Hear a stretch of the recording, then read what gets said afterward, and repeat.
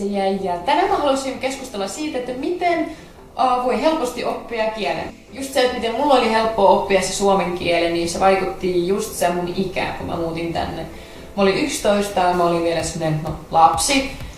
Ja jotenkin silloin ei ajatellut sitä, että no nyt mun pitää kunnolla istua ja opiskella ja päntätä, että mä pärjään täällä Suomessa ja näin, vaan mä en ajatellut asiaa yhtään. Mä ajattelin just sillä lailla, että kyllä se tulee. Tietysti se vaikutti, että no, mä oon täällä ihan suomalaisessa ympäristössä ollut koko ajan. Että periaatteessa koulussa kaverit sekä telkkari, radio, ihan kaikki vaikutti siihen. Mutta vaikka se, että asuu Suomessa ja haluaa oppia jonkun uuden kielen, esimerkiksi englanti tai espanja, ranska, mikä vaan, mutta sitä ympäristöä täällä ei ole, niin sen voi helposti tehdä. Mutta palataan siihen, että mä olin se lapsi, kun mä muutin tänne, niin mun mielestä se on se yksi tärkeimmistä jutuista silloin, kun sä aloit oppia kielen. Ajattele niin kuin lapsi. Periaatteessa, kun lapset oppii kielen, niin ne ei päntä. Ne ei istu kotona kirjojen kanssa silloin, tämä sana tarkoittaa tätä ja tämä on tämä ja tämä on tämä, vaan ne suhtautuu niin helposti siihen asiaan. Siihen ei keskity niin kunnolla, vaan sä vaan annat palaa. Ja se näkyy mulla myös niin kuin tässäkin sillä elämäntilanteessa, että kun mä lähdin tässä 2 vuotta sitten alkoi opiskelemaan IB-puolella kansainvälistä liiketaloutta. Ja meillä on opettajia, jotka ovat jotka ne ei ole suomalaisia. Nehän ei osaa suomea ollenkaan, niiden kanssa piti aina puhua englantia. Silloin alussa mulla oli semmoista, mä olin ensin aina mun päässä miettinyt, että miten mä sanoisin englanniksi. Koko ajan käänsin mun päässä niitä sanoja ja sitten kun mä oon sen mun päässä asettanut sen lauseen, mä sanoin, no nyt mä sanon sen ja sitten mä sanoin ja se meni ihan väärin se koko juttu ja mua ei ymmärretty ja se oli ihan semmoista joo. Mutta silloin, kun sä et ajattele, vaan sä annat vaan mennä sen, että miten se nyt menee, niin jotenkin se tulee siitä jotenkin yllättävän helpommin. Toinen asia, joka on tosi tärkeä, että joka kerta kun te ette tiedä jonkun sanan, just sillä kielellä mitä te opiskelette, niin älkää kattoko sanakirjaa, vaan kattokaa sitä sivistyssanakirjasta, mitä se tarkoittaa, ja kattokaa just sillä kielellä, mitä se tarkoittaa. Ja nyt keskustellaan siitä ympäristöstä. Me ollaan niin onnekaita, että meillä on nykyään internet, joka auttaa meitä oikeasti monissa asioissa. Esimerkiksi jos te just haluatte vaikka puhua enemmän espanjaa, niin ei muuta kuin vaan Googlesta ja etsimään niin kuin kaikkea just. Siis siellä on tosi paljon kaikkia erilaisia sivustoja just, mitä kautta sitten pääsette löytää ihmisen, joka esimerkiksi just haluaa opiskella. Esimerkiksi jos joku haluaa opiskella suomea ja se ihminen on vaikka espanjalainen, niin se tarjoaa teille, että se puhut teille espanjaa ja sä puhut sille suomea. Periaatteessa löydät itselle oman partnerin, sovitte, että okei, että tehdään sillä lailla, että ensi kerralla puhutaan tunti suomeksi, tunti espanjaksi. Otatte jonkun aiheen, tietyn aiheen, mistä te puhutte.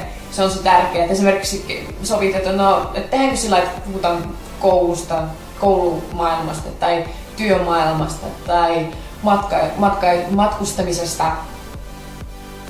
Ja sitten te valmistaudutte siihen jotenkin ja sitten tavaatte, te voitte vaikka puhelimen kautta, se voi olla, että te kirjoitatte, että se voi olla niin kuin Skypein kautta. Koittakaa mahdollisimman paljon tuottaa elämään sitä kieltä, esimerkiksi kirjojen lukeminen. Sekin on tosi semmoinen iso osa sitä kielen opiskelusta, että esimerkiksi itsellä oli se, kun mä aloitin vasta 2 vuotta sitten opiskelemaan englannin kieltä sillä kunnolla, niin mä aloitin lukea kirjoja englanniksi. Ja se oli alussa erittäin hankalaa, koska mä tein sillä tavalla, että ihan jokaista lausetta kun mä alkoin lukemaan, niin siellä oli esimerkiksi joku yksi sana, mitä mä en ymmärtänyt. Mä heti alkoin kääntää sanaa kirjan kautta sen, että mitä tuo tarkoittaa. Niin se tarkoittaa sitä, että mä kirjoitin sen ylös. Ja näistä loppujen lopuksi mä tajusin, että siitä ei yhtään mitään hyötyä mulle, että mä teen näin. Mä en muista niitä sanoja, mitä mä oon kirjoittanut sinne ylös. Niin sen jälkeen mä alkoin enemmän, kun mä luin, niin mä alkoin enemmän katsoa sitä pointtia niissä lauseissa. Et esimerkiksi jos mä oon lukenut jonkun lauseen ja siellä on ollut sellainen sana, mitä mä en ymmärrä, mä en lähde heti kääntää sitä, vaan mä niinku katson sitä lausetta kokonaisuudessa, että mitä se tarkoittaa. Jos mä ymmärrän sen lauseen niinku tarkoitusta, niin mä jatkan lukemista ja sitä kautta mulla oli sitten tosi paljon helpompaa alkaa niin lukea, että mä en keskittynyt niihin sanoihin, mitä mä en osaa, vaan mä antoin niin vaan mennä. Elokuva on kans tosi semmoinen tärkeä asia silloin, kun oppii jonkun uuden kielen.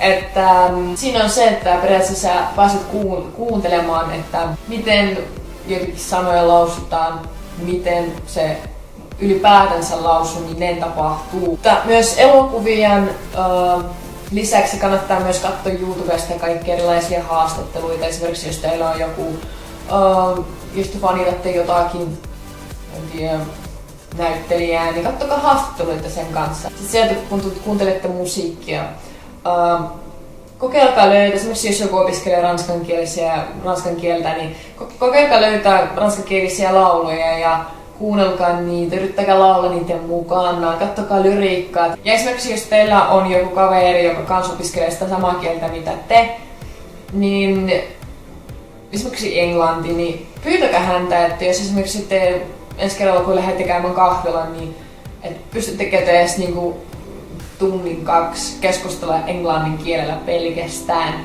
Et esimerkiksi jos jopa tulee sellainen tilanne, että te ette tiedä jonkun tietyn sanan, niin yrittäkää se just sillä englannin kielelläkin selittää, että mitä te haluatte sanoa sillä sanalla, eikä sillä että äkkiä sanoa suomeksi siitä välistä. Tää oli tässä, toivottavasti tykkäsit tästä videosta, jos näin on se tiedät, mitä pitää tehdä. Ja mennään seuraavassa videossa. Palataan!